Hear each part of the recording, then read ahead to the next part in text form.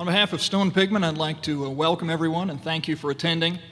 Stone Pigman, we believe that intelligent and responsible development is good for our communities, it's good for economic development, and it's good for our future. So we are very proud to be a part of CPEX, a part of the summit, and in particular, part of this session. And on a personal note, I'm excited to be part of this session as well. And I was trying to explain that to a friend of mine as to why this particular session was something I was excited about being able to introduce the speaker. He has no idea about new urbanism or smart growth or any of this stuff. So I was trying to kind of wrestle with how do I explain who Andres Duany is. And I said, well, he's sort of the rock star of smart growth. If new urbanism has a rock star, it's Andres. I still don't think he got it, but I think you do. I think those assembled here understand why he is our rock star. As for my personal involvement with Andres, I saw him speak a number of years ago as part of a project that we were both working on in St. Tammany Parish. And I had attended for many years CLE courses and sessions on smart growth and new urbanism and how to implement it from a legal perspective and what all these things meant and the good they did and all that kind of fun stuff that we've all seen. And it was all interesting and sort of drew me into this world. But seeing Andres speak, or hearing him speak at this forum, his charm, his wit, and most of all his passion for these principles brought them alive to me in a way that they had never been brought alive before. So that was an exciting thing, and so I am privileged and honored to be able to introduce Mr. Duany here today to kick off the Smart Growth Summit. For those of you new to the world, though, let me tell you a few things about him from the sort of official bio that does not oddly mention being a rock star. You might want to add that to this. He's an architect whose work focuses on the planning of communities. He and his wife, Elizabeth Plater-Zyberk, founded their practice in 1980 at the time of their design of Seaside, which began an ongoing debate on the alternatives to suburban sprawl. Since then, DPZ, their planning practice, has completed well over 200 downtown and new town plans. DPZ currently has 6 partners and employs about 30 persons dedicated to both practice and research. Andres is a founding member of the Congress for the New Urbanism. He teaches traditional town planning at the University of Miami, where his wife Elizabeth, by the way, is also dean of the School of Architecture. He's co-authored 3 widely distributed books, the most recent of which is the Smart Growth Manual, which describes the problems of American cities and proposes techniques that are socially, economically, and environmentally sustainable. So there you have it. Without further ado, Mr. Duany. Good morning. 2 wonderful introductions. Cordell's was, within the planning world, a little bit of a Gettysburg Address. It's one of the most succinct, intelligent statements about the prospects and the problems that you have that I've ever heard. And there is, and I think he just began to address the importance of CPEX to Louisiana, and in fact to the United States. One of the remarkable things that happened after Katrina is that thanks to CPEX, there was a coordination of planning that took place in Louisiana from the local level to the educational level to the regional level that at the time was certainly the most advanced and comprehensive and unified planning endeavor in the world. And this was happening here in Louisiana from basically from zero. When we began to wake up to what was happening, it was, well, we haven't done any planning before. And as it happens, that turned out to be an advantage because there was very little to unbuild. And, that's often a problem. But what CPEX achieved then was best in class, best in the world, and they certainly deserve now to be working in an environment where instead of tragedy, it's actually nothing but possibility. this great second chance that you have to get it right, probably in the next 10 years. Now is the time, I think, to support planning even more than at the time of disaster. Now, just parenthetically about this rock star business. One of the more difficult things to do is to kill an old bio, which in the internet. I am not a rock star anymore. I'm a drag, as you will see. But also one of the things that is very hard to kill is things that were once said. Not only the fact that actually I have written more books since those three. That's a minor thing. But what's in people's minds are some of the things that they've heard me say and write that no longer actually are relevant. And the reason is that probably you heard me speak at the tail end of the 20th century, which did not end in the year 2000, it ended in the year 2008. This 00 number isn't necessarily the one that clicks over to the new century. And I think it's pretty obvious that, at least for most of America, the first 8 years of this century were just the tail end of this sort of rabid affluence of the last quarter century. We were just, no one was concerned about ever getting a loan. No developer was. No one was concerned about whether a unit could be sold, a dwelling unit could be sold. It was all a concern about getting permits. If I can get a permit, that's the entire creative component was, what do I do to get a permit? Because once I get a permit, I can get a loan and I can sell the unit. Now it's almost completely reversed. It's hard to sell real estate. It's very hard to get a loan. And actually, it's surprisingly easy, again, to get a permit because all you have to say is jobs, jobs, jobs. So it's an almost reverse condition. And I'm afraid we are going back to an earlier, dumber way of doing things, instead of going back to an equally American, earlier, smarter way of doing things. There was a time when this was a supremely intelligent nation and government that tended to not waste.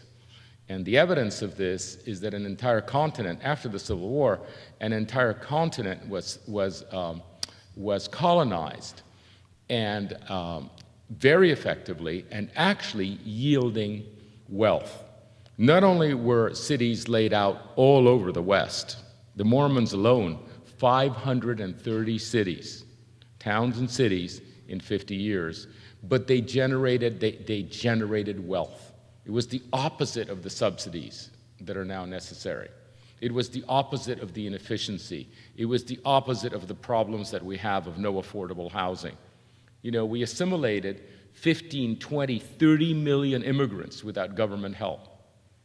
It was just a remarkable performance. And instead of going back to that, instead of skipping an entire benighted century, which is the 20th, in planning, and going back to the late 19th century, we seem to be going back to the late 20th century. Now, most states and most cities don't have a chance to do that. And I would say, fortunately, you in southern Louisiana do, because you're one of the few people that, through the fortune of the minerals and the processing, particularly of the minerals, of petrochemicals, that you will actually have probably one more decade of affluence. And that permits you, basically, to slide back to a situation where you were so wealthy that you could actually be stupid. And I was actually hoping that the impoverishment, the austerity that was confronting us in the 21st century would have somehow allowed us to revert back to that earlier America that achieved so much. One of the things that Cordell said that I think is worth following up on, he was actually for a public figure, I thought unusually critical. He mentioned a dysfunctional agency by name. He mentioned a dysfunctional system of 50 agencies. One of the things that happens in any kind of official position, especially in the South, where you still have some civilization left, is that you're very nice. Everybody's very nice all the time.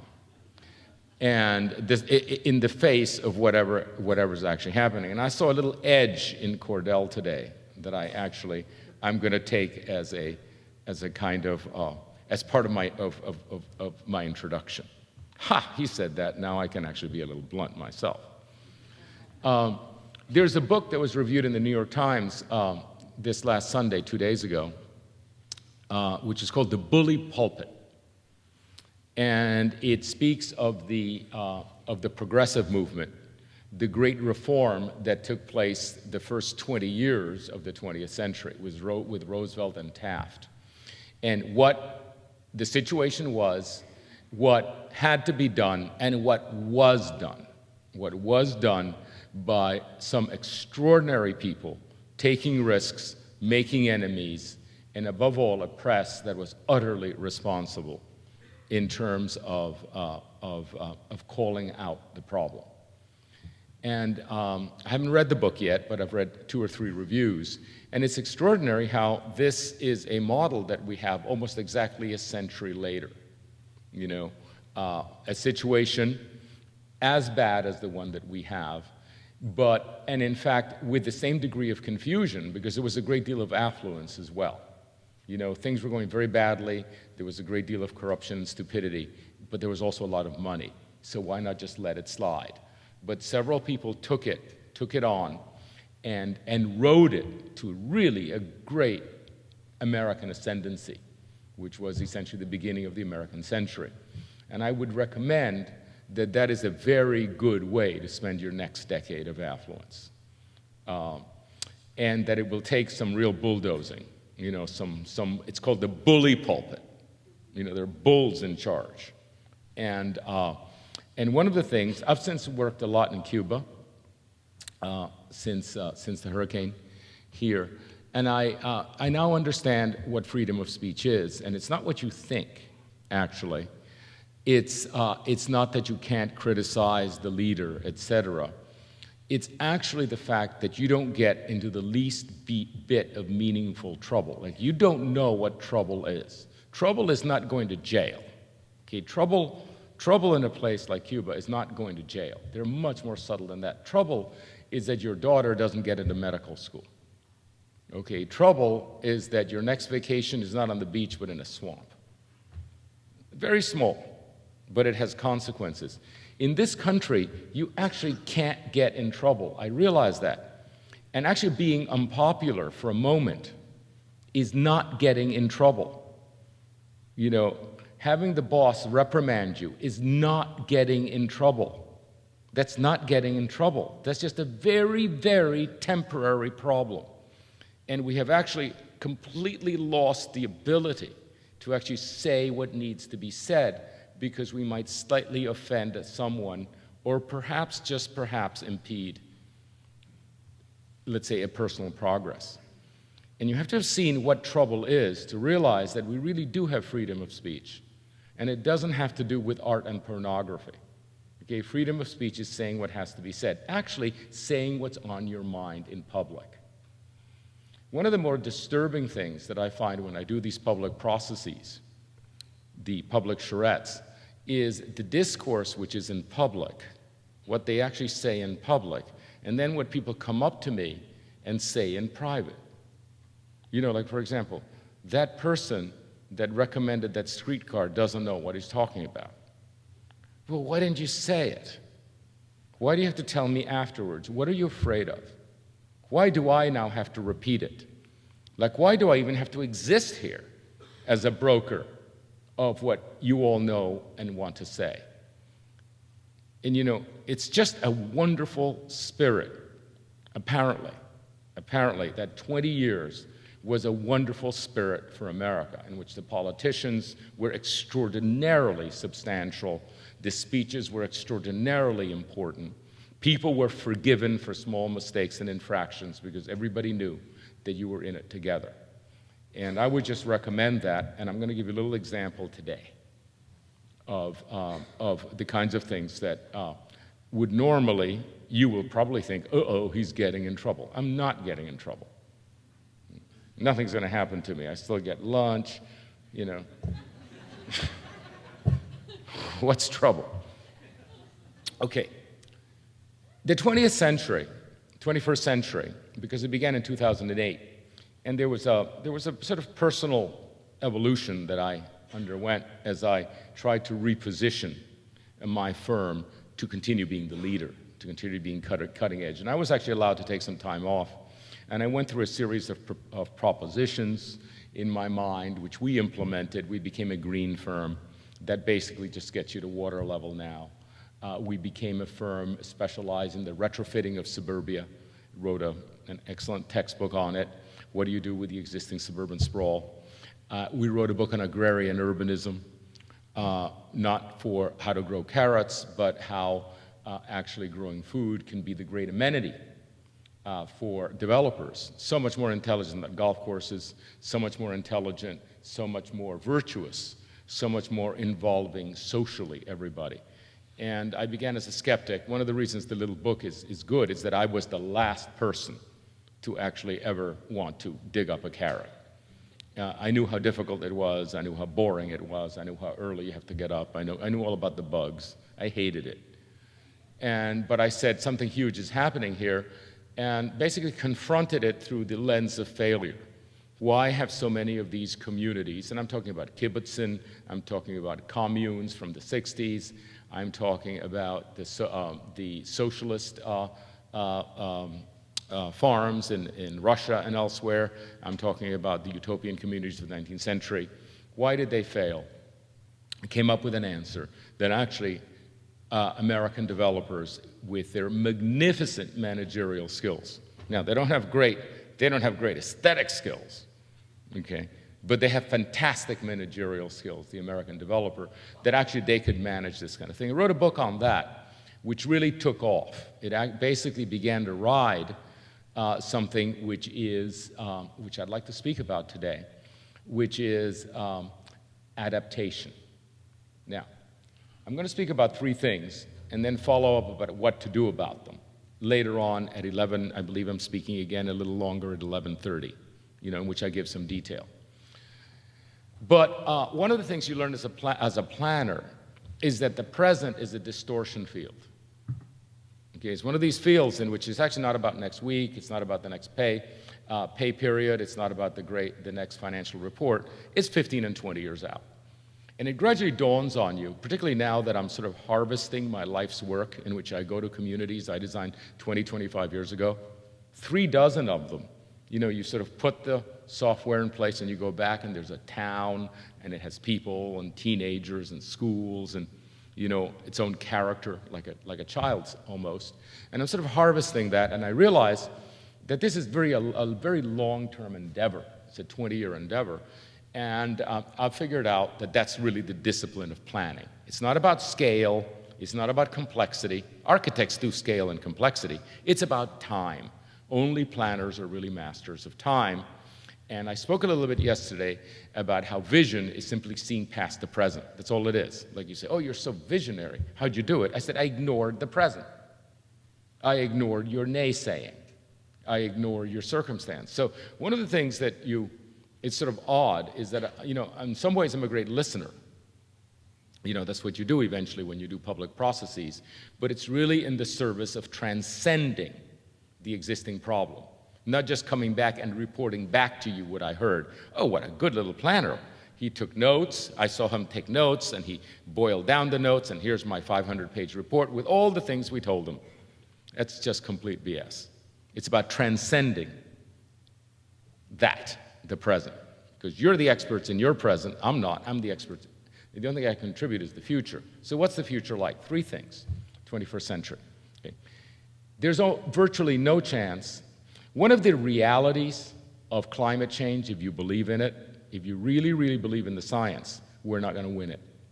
We're not going to win the war to climate change.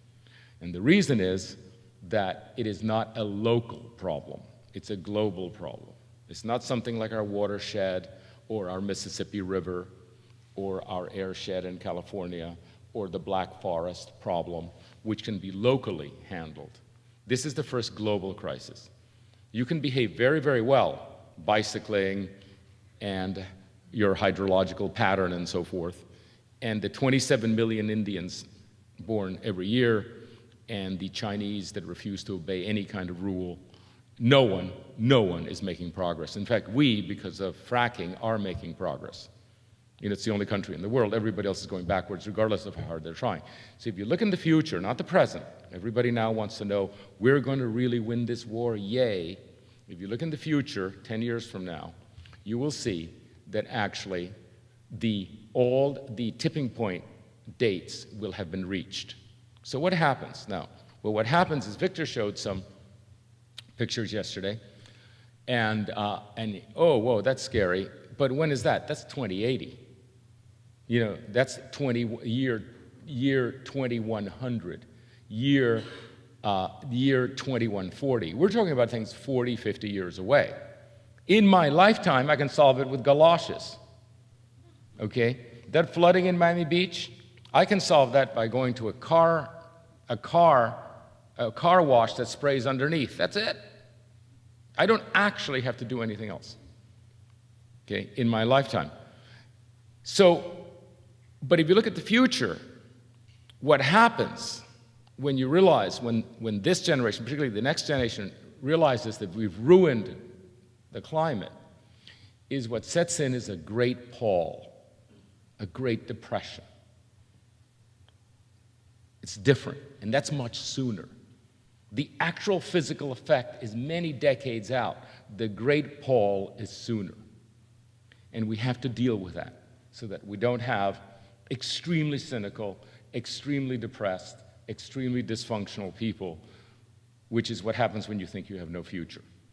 And there are communities that can actually do that. And adaptation is what you can do locally to deal with your circumstance. It basically brings the worldwide problem and brings it down to my community at the level where I can see the edge of the wagons that I am circling. And an edge of wagon may be southern Louisiana. An edge of wagon may be Baton Rouge. And we're going to say, we're going to get ready here in Baton Rouge for that. And we're going to have, power generation, and we're going to have agricultural land, and we're going to have systems that actually allow us to live relatively well, if not very well, throughout whatever comes. And that's what's important about adaptation. And that's one of the things that I posit that's one of the futures. So it's the difference between mitigation for climate change and adaptation. Adaptation happens a lot faster, and it's mostly psychological. You have to give southern Louisiana, with all of its flooding and all of its particular hurricane corridor problems, hope that it's actually going to be a very good place to live. The second one, I'm going to go very, very quickly. I have 5 minutes. The second one is something which you're very confused about, which is you're going to have a boom on power, on gas, and on energy. And that only lasts about 10 to 15 years. That's nothing. That's nothing. In the end, it will become expensive again. Now, bear this in mind. Jim Kunstler mentioned this. It's not that we're going to run out of energy. It's just that we're never going to have cheap energy again.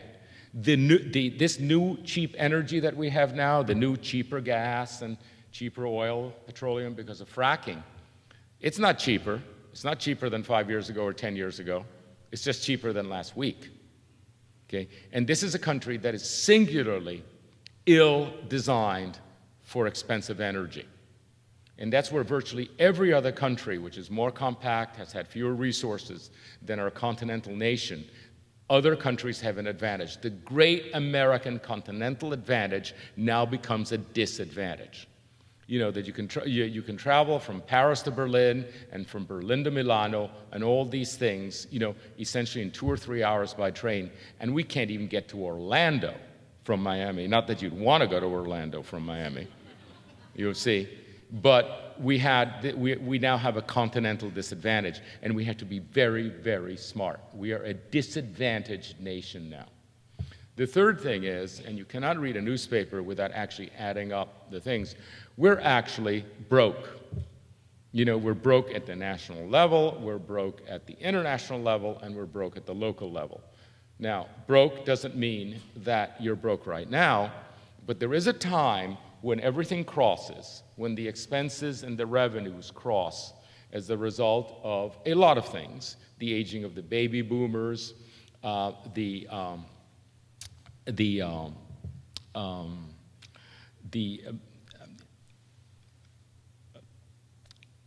shall I put it? All the pensions, you know, all of these things that are so politically contentious, and you just see the railway train just coming at you.